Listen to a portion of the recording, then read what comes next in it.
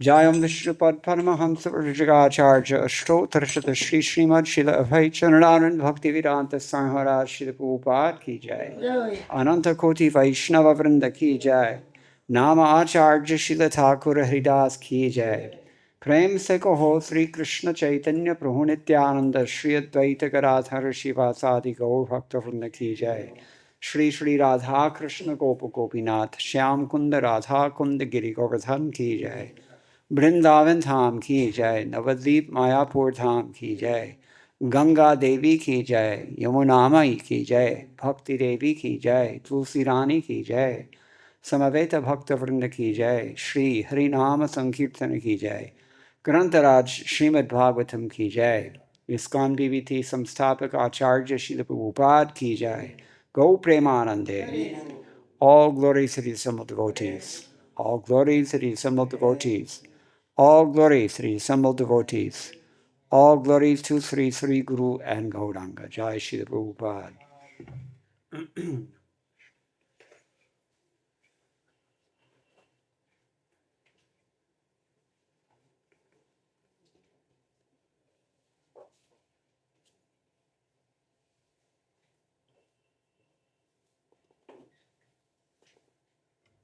Om Jnanatimirandhasya Jnananjana Shalakaya Chakshurun Militam Yena Tasmai Shri Gurave Namaha Shri Chaitanya Manobhishtam Sthapitam Yena Bhutale Swayam Rupa Kadamahyam Dadati Swapadantikam Vandeham Shri Guroho Shri Utaparakamanam Shri Gurun Vaishnavamscha Shri Rupam Sagrajatam Sahagana Raghunatam Vitam Tam Sajivam Sadvaitam Savadhutam Parijana Sahitam Krishna Chaitanya Devam Shri Radha Krishna Padan Sahagana Lalita Shri Vishakhan Vitamscha He Krishna Karuna Sindho Dinabantho Jagatpate Gopesha Gopika Kanta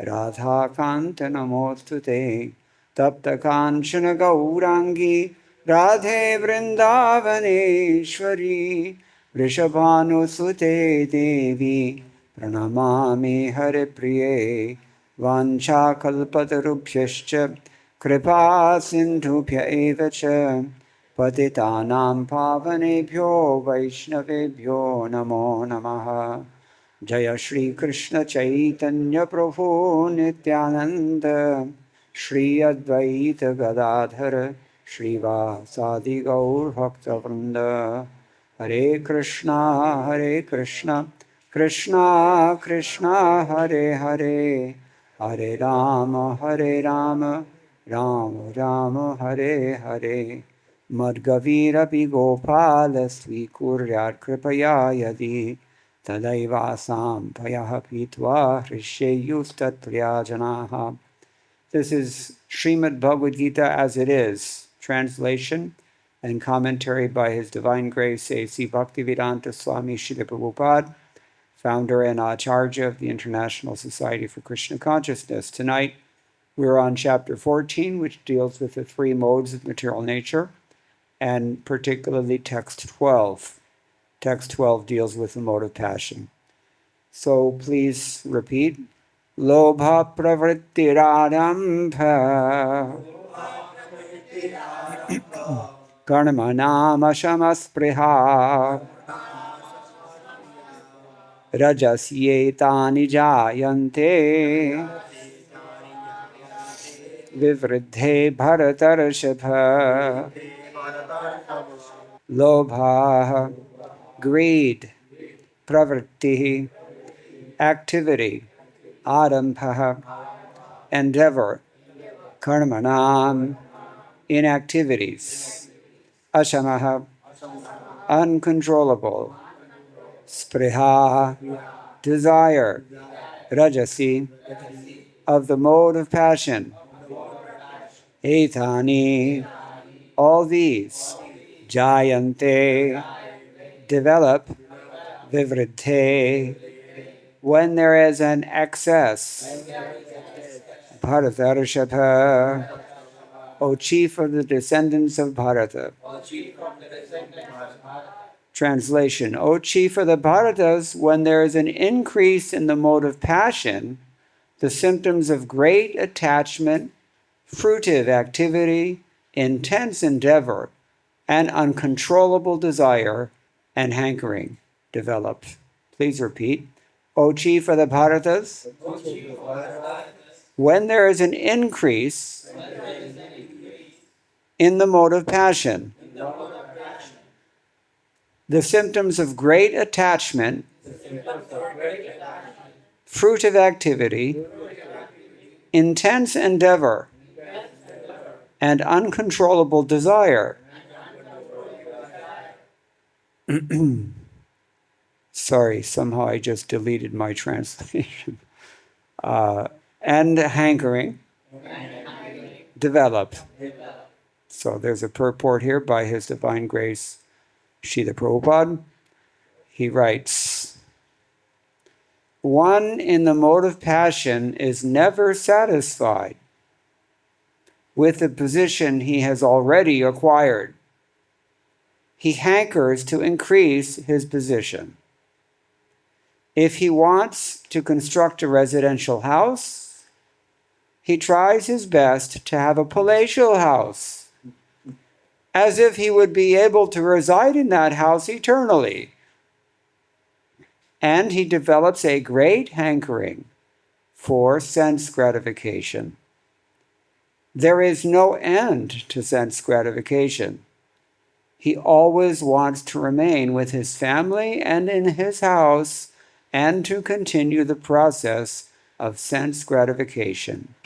There is no cessation of this. All these symptoms should be understood as characteristic of the mode of passion. Sripad Ramanujacharya has given his gloss on the main words of this verse. We have basically 5 things discussed in this verse. What are the 5 things that this verse discusses, or at least names? First half of the verse just names them. First thing, lobhaḥ, greed. One of our 6 enemies, isn't it? And that means, according to Ramanujacharya, parsimony. What does parsimony mean? Indians don't know this. Miserliness. Yeah, we call it kanjus in Hindi. So, pravṛttiḥ is the tendency, he says, to be active even without any need or aim.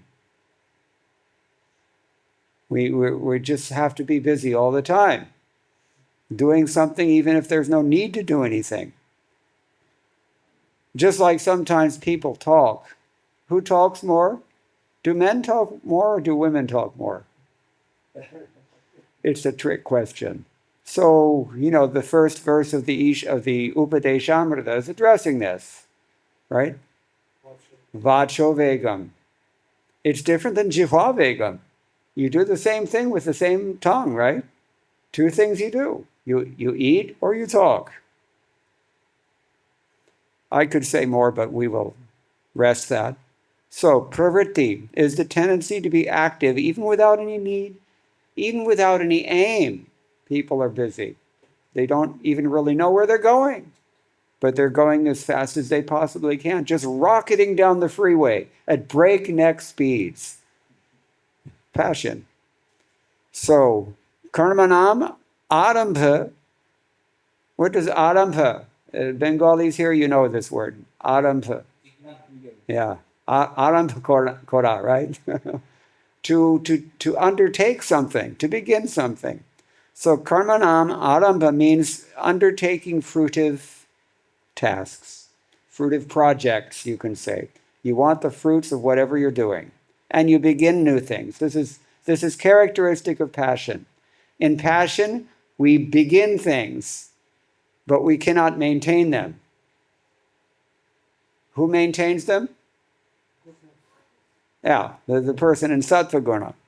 And who destroys things? Ignorance. Yes, tamasic. Just like monkeys. Are monkeys ever created for a constructive purpose? It doesn't seem like it. They're just destroying things only. Monkeys and Muslims, both. Not Muslims, I shouldn't say that, but Muslim terrorists. Yeah. They think that it's their dharma to fly jetliners into crowded buildings. That's mode of ignorance. It's faith, it is strong faith, but it's tamasic faith. So monkey mind, monkey tendency is to destroy things. A sattvic, intelligent, calm, virtuous person, he will think to maintain things. No need to really expand, no need to destroy. But in the mode of passion, we just want to create things. It's kind of like some temples that we see, they're just always creating something new. Prabhupada said this is the American disease. Well, can you think about this for a moment? Why would Prabhupada call this the American disease? Always have to change things. You can't be satisfied with something that has served its purpose for 5 millennia. That's not good enough. It's got to be latest and the greatest, brand new thing. Here in India now, the Indians, because, back to the tamasic mindset, monkey see, monkey do.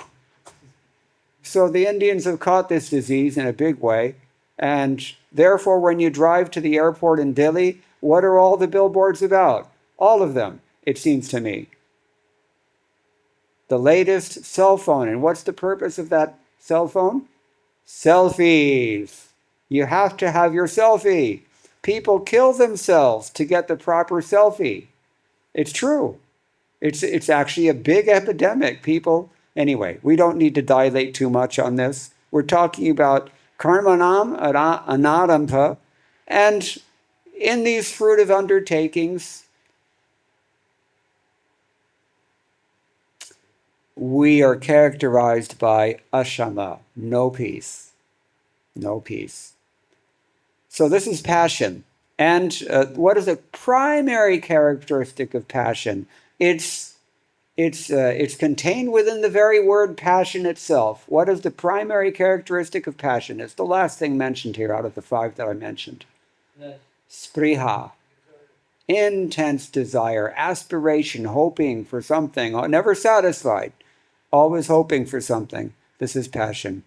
Now, Ramanujacharya has given this these terms, at least the last 2, he's given them specific definitions. He says, aśamaḥ, in a general sense, we can say aśamaḥ means there's no peace, there's no equanimity, really, no calmness. But he says it means the disquiet of sensual activities. When you're engaged in sense gratification, you have no peace. You cannot have any peace. Because the mind is agitated, the senses are agitated, your whole future is agitated, as a matter of fact. So aśamaḥ, that's his definition. Spṛhā, he says, is craving for sense gratification on one hand, and indulging in sense gratification on the other hand, because there's a subtle distinction between them, but they can both be subsumed within the general umbrella term spṛhā, which means aspiration. And then, as the verse itself said, he just concludes that we know that passion has increased whenever we see these symptoms become prominent. What are they? Greed, the tendency to activity, undertaking so many new things, especially. Disquiet, agitation, we can say, over sense gratification. And finally, endless desires. How did Prabhupada translate it here? He did so well. He said, intense endeavor, uncontrollable desire, and hankering. This is how he discusses it. So, Madhvacharya doesn't comment on this verse, but Sridhar Swami does. He says, Kim cha lobha iti. What is that lobha? What is that greed? Lobho dhanadhyagame jayamanepi punaha punarvardhamano abhilashaha. It is the hope or the wish to increase your wealth and other such things, even though you already have what you need. What do we really need, actually? needs and wants. Hindi mein, we have the same verb, it serves dual purpose, correct? Aisa karna chahiye means I want to do something, correct? And how about if you need to do something? Aisa karna chahiye. So that we don't make that distinction. But there is a subtle distinction. In English, we make that. So here he's saying, even though you have enough money already, or other things, whatever it is that you need or think you need, still you're not satisfied, you want more. Now the irony is this, you can ask any millionaire if you know some rich people, or you can just study them. You don't even need to embarrass them. You just carefully scrutinize. You can see these are the most greedy people that you can imagine. They've already got more than everybody else, but they're so greedy. It's a fact. Because how do you get wealthy? By indulging, as it was said here, in your desires for endless increase, greed. Punaha punar vardhamano abhilashaha. You have the desire to just keep on increasing. If you're a millionaire, it's not enough to be a millionaire. You have to be a billionaire then. Or in this country, we say if you're, lakhpati is nothing. But even if you're a crorepati, you've got to become like really super, whatever it is beyond that. So that's what he says first thing. And then he switches over to pravṛttiḥ. What does pravṛttiḥ mean in Sanskrit? Pravṛttiḥ, it's a very rich noun. It means a lot of things, actually. Just like we talk about two margas, right? One of them is nivritti marga. What's the other one? Pravṛttiḥ marga. And what are the respective definitions of those two? Pravṛttiḥ means you play the game of life. You get into it. You do your duty. You perform your responsibilities. You manipulate the material energy to the best of your ability. You get into it. That's pravṛttiḥ. And it's understood that you're cultivating sense gratification at the same time. Even though Bhagavatam tells us, don't do that. If something comes to you of its own accord, according to your karma, don't use that to cultivate sense gratification. Instead, you should dovetail that for the purpose of further spiritual advancement. That's another matter. But pravṛttir nityam kurvad rupata. He says,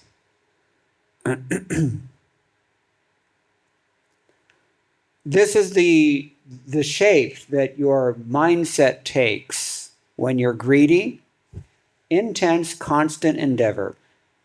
Nityam. Ārambhaḥ means initiating projects such as efforts to construct a palatial home or home improvements. We all know about that, isn't it? Just a year or two or so ago, I went through hell just trying to change the lights in my apartment. And the guys, because Indian workers, if you don't wash them for even 1 minute, they can do anything. So I stepped over to say something to Sri Murti, who was 2 houses down, and when I came back, my whole living room was full of construction dust, plastered on all the walls, all the PM 2.5 that you could imagine, because this guy was cutting marble in my living room. So home improvements, these are passionate endeavors also, it's considered. Or, of course, if you want to build like this, what is this, Ambani Tower in Mumbai? Anybody here from Mumbai? Crazy looking thing. State of the art, all the way, he took it. Anyway, so this is exactly the example that's being given here by most of the acharyas. In this case, it's Sridhar Swami. So this is pravṛttiḥ, ārambhaḥ. And aśamaḥ, or restlessness, that's another way you can translate it, means a predominance of incessant thoughts. Incessant thoughts. Constantly your mind is going over something. And what kind of thoughts are they? He says, I've already done this much, next I'll do this much. It's kind of the same thing that we hear in which chapter of Bhagavad-Gita? when Krishna is describing the demoniac mindset. So many enemies I've taken care of and killed. Now I'm going to get rid of these other guys as well. This is exactly what he's talking about here. But it's not just enemies. It's like, we have this saying in English, you can kill 2 birds with 1 stone. Anybody ever heard that? We don't like to say that in Krishna consciousness, so we can say you can kill 2 demons with 1 disc instead. But the idea is that these people, their minds, a person in the mode of passion, maybe not these people, but it's us, basically.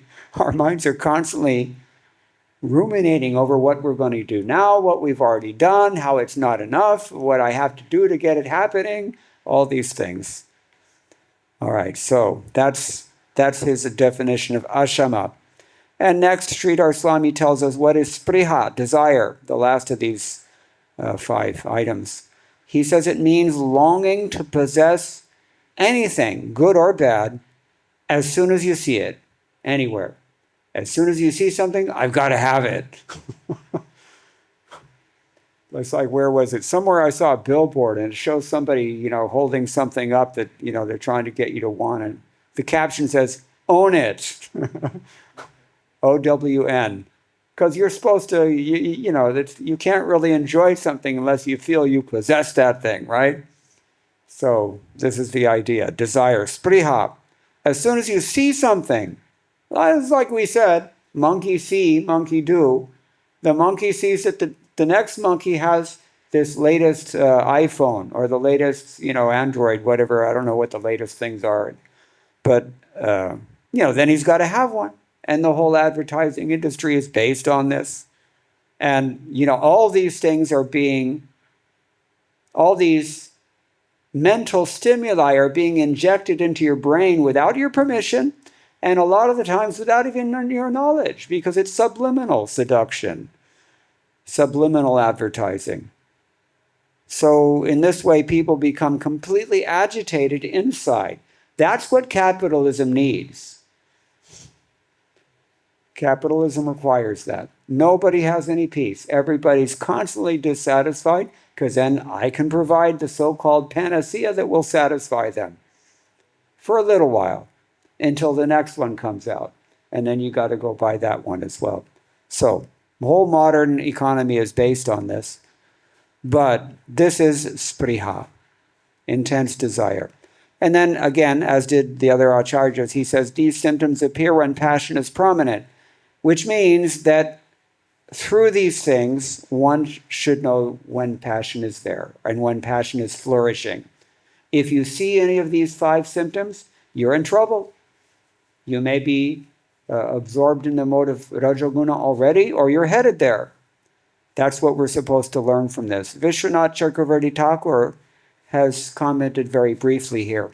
He just says, pravṛttir nāna prayatna parata karmaṇām ārambho grihādi nirmānodhyamah aśamo vishaya bhoganuparatihi.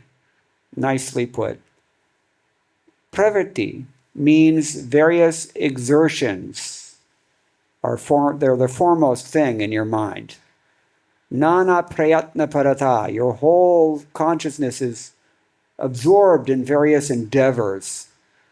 Ārambhaḥ, he says, is the effort that you make for your, as we said before, home improvements, and so on. Aśamaḥ, or the lack of peace, he defines as not desisting, anuparati, from enjoying sense gratification. We already mentioned in the first canto, Bhagavatam tells us, any increase in your good fortune in this world should not be exploited for the sense gratification that it offers. Instead, it should be offered back to the person from whom it came. That would be the Supreme Lord Krishna. So this is his definition of aśamaḥ here. They're all looking at these 5 terms in slightly different ways. So Vishwanath Chakravarti Thakur says, to lack peace means to not be able to desist or resist or abstain from enjoying sense gratification. You know, this is the reason that we call our senses what in Sanskrit? How do you call senses? Not indriya, there's another word. Senses. Okay, hrishika, that's not those two words. There's another word I'm thinking of. Begins with a G. Senses. Who is a person who is in control of his senses? He has a title. What is that title? Goswami. And why are the senses called Go? Because they're like cows. Cows don't have any discrimination at all. I'd like to tell this story once when I was in Nathdwara. Anybody here been to Nathdwara? Raise your hand. Yeah, so you know.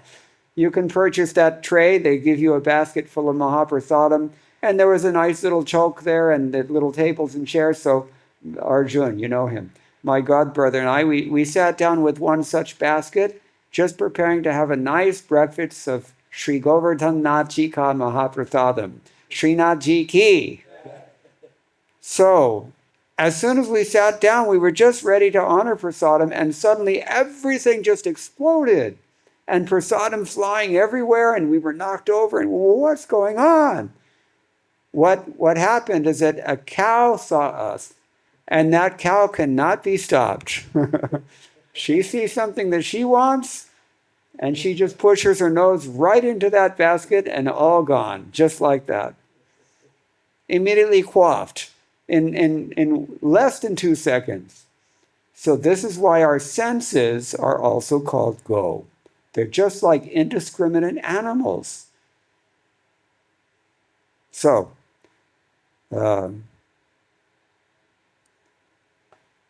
uparati means to indulge in something. Anuparati means to desist from something. So he says his definition of aśamaḥ is vishaya bhoga anuparati.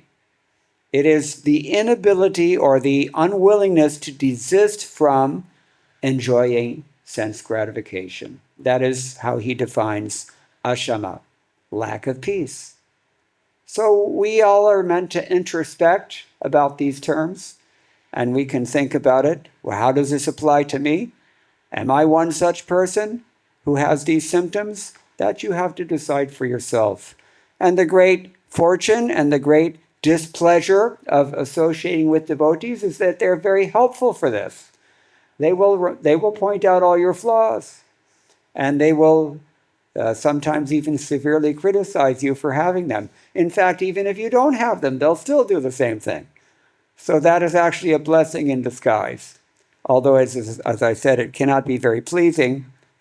So anyway, let's move on. Baladev Vidyabhushan is the final commentator that we will look at tonight. He says, lobhaḥ swadravyatyāga parata. Lobha, in his definition, means a strong inclination to not give up the objects of sense gratification. In other words, attachment, strong attachment. You have your nice palatial mansion that you've built through your strong endeavor. Your pravṛttiḥ and your karmaṇām ārambhaḥ have produced a wonderful mansion, and you cannot give it up, or you will not give it up, one or the other.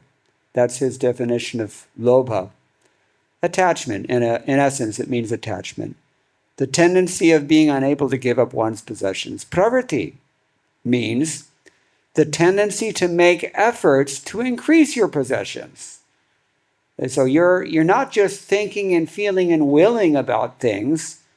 You all know the verse, Dhyayato vishayan pungsaste. Yeah, sangat sanjayate kama krodho bija ityadi. It goes on from there. But the whole process begins with perceiving something with your senses. That's why in Krishna consciousness, we very carefully monitor what our senses are allowed to come in contact with. That's why we have different places for men and women, for example, because we know in this material world, Shukdev Goswami has told us, Pungsastriya mithuni bhavametam. The great attachment is this mutual attraction between men and women. So if someone who wears saffron cloth decides that he's going to move into a house or a building full of young ladies, that's not the best idea. It's not advised. Rishis, saintly persons, sannyasis, brahmacharis, they generally try to retire to the sattvic environment. And what is the sattvic environment? I'm thinking 11th canto. You all maybe don't know the verse. Huh?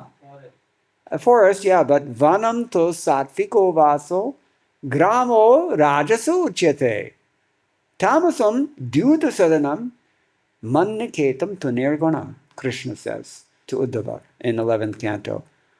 To live in a forest, that is a sattvic environment, and a sattvic environment is very conducive to spiritual life.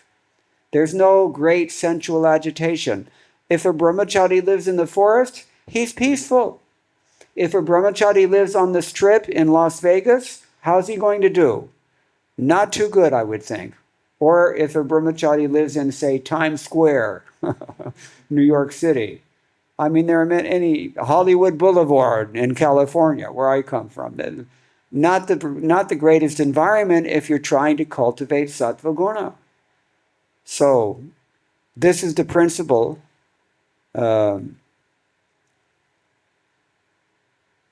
behind the rules and regulations that we have in Krishna consciousness. Do this, don't do that, because these things are good for us. The rules. And the prohibitions, those things are bad for us. That's why we have to observe those prohibitions. Okay, so a strong disinclination to give up your material possessions. Then he says, pravṛttis tad vritti yatna parata. A strong inclination to make efforts to increase your material affairs. What is that called? We mentioned it a few moments ago. Two paths in life. Nivritti marg and, so pravṛtti means that only. It means to increase your material thing in this world. Not necessarily for your sense gratification, extended or selfish, but these things can be engaged in Krishna service, but the problem is that when we're conditioned souls, we generally don't engage them, at least not fully, in Krishna service. It's kind of like, there's some I'm giving to you, Krishna, and I'm taking a cut for myself also. I'm putting something south. So that's our unfortunate position. So that's called pravṛtti. Tad vriddhi, to increase all these things. Yatna parata, the tendency to go for it, as we say in English. Volition, exercise your volition to increase your material sense gratification. And that's where the next thing comes, ārambhaḥ, which he defines as karmaṇām griha nirmānādīnām. We already mentioned that. Everybody mentions the same thing. For some reason, they have a problem with home renovation, it would seem. They all say it. So, aśamaḥ, here he says, Baladev, vishaya bhogat indriyanam anuparati. We already heard this word from Vishwanath Chakravarti Thakur. Anybody remember? Uparati? Uparati. Think rati. You all know what rati means? Rati means? Yeah, particularly a certain kind of attachment, a certain kind of sensual desire. What is it? Rati.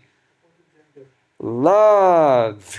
So-called love in this mature world. Romance. Sexual intercourse, for that matter, is also called rati.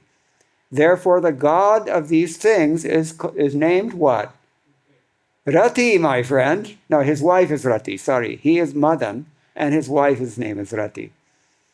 Kamadeva and Rati. These are Cupid and his wife. All right, so uparati means you get into that. You indulge, in other words. Anuparati is the opposite of that. You're not going to indulge in these things. But here, what is he saying?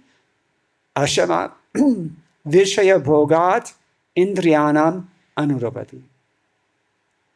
To be without peace means you're not going to restrain from your senses. You're not going to restrict your senses from these sense objects, or rather, enjoyment of the sense objects. Vishaya.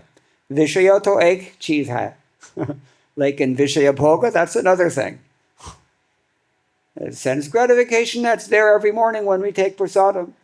But to deliberately try to enjoy the tongue by needlessly eating things that are not even good for you necessarily, that is another thing altogether. That's Vishaya Bhog.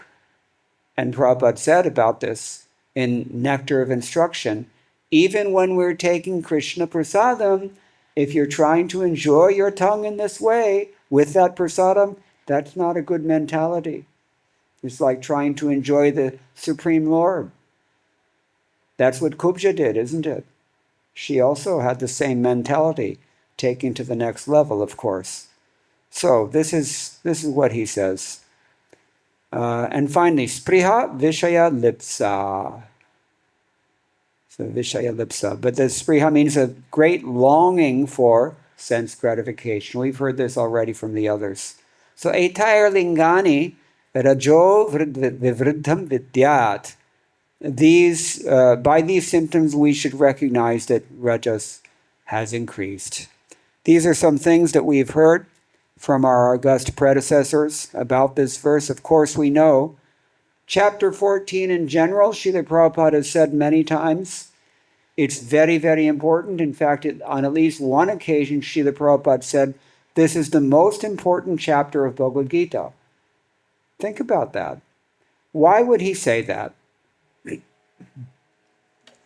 Anyone have any sagacious ideas about this? Why would Prabhupada say that chapter 14 is the most important chapter of the whole Bhagavad-Gita? How is it so? Nobody has any comment? Huh? The only one, the guy who raises his hand, he gets called. Though? Because we are all material world bound by the three modes. Yep. Bhakti can overcome the last verse. Yes, exactly. This is very good. This is exactly the answer I was looking for. Krishna tells us that, he actually from text 5 to text 20, I think it is, that's the real gist of his instruction about the modes in this chapter. But his conclusion is, when one properly sees that in all activities no other performer is at work than these modes of nature, and he knows the Supreme Lord, who is transcendental to all these modes, he attains my nature. So that's very important instruction. And finally, as you said, gunani etāni atityatrin dehi deha samudbhavan janma mrityu jara dukkhair vimukto amritam. When the embodied being is able to transcend these modes associated with the material body, he can become free from birth, death, old age, and their distresses, and can enjoy nectar even in this life. So it's very, very important. And there's a lot of technical information in chapter 14. I said especially from text 5 through 20, 15 verses. And there Krishna is really unpacking what are these modes, why are they important, what do they do? We need to know this. We need to know these things. And to help us understand these things better, Krishna returns to these themes where in Bhagavad Gita, after having spoken chapter 14. You've only got 3 choices, 4 choices. Where does he talk about it? He continues talking about it. Chapter 17 and 18, lots of information given there about how you think in the modes, one of the 3 modes, you act in one of these 3 modes, your determination is even the foodstuffs that you eat, all these things he talks about. These modes impact us very seriously in this world, and that's what it means to be a conditioned soul.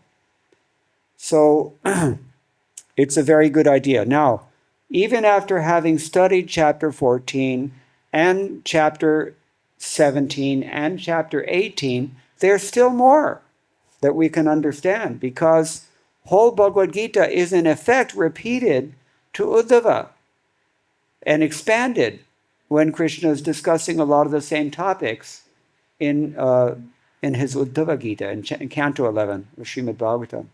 So if you're not satisfied with what you find in chapter 14, look at chapters 17 and 18. If you still want more, there's Bhagavatam. Same topics are discussed there. And throughout, really, all of our books, these things are mentioned and they're discussed. And so we get a sense, if we are in touch with these books every day, we don't get a sense, we develop a sense of exactly what these modes are, what they do, why they're important, how we should respond to them. All these things become very clear. Nihadam iva bhaskaraha. Just like when the sun rises in the morning, all the fog is dissipated and you can see everything very clearly.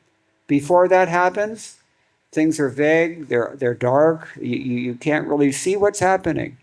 So if you're totally under the control of these three modes of material nature and you have not studied how they're working, why they're important, what you need to do about them, then you're a sitting duck. Do you know what that means, sitting duck? It means you're completely vulnerable to attack at any moment. And we are attacked. And because we're so sunk in the modes of passion and ignorance, we don't even see that we've lost the game. We are attacked, we are beaten up, and then we're spit out, and we don't even realize it. We think we're doing great.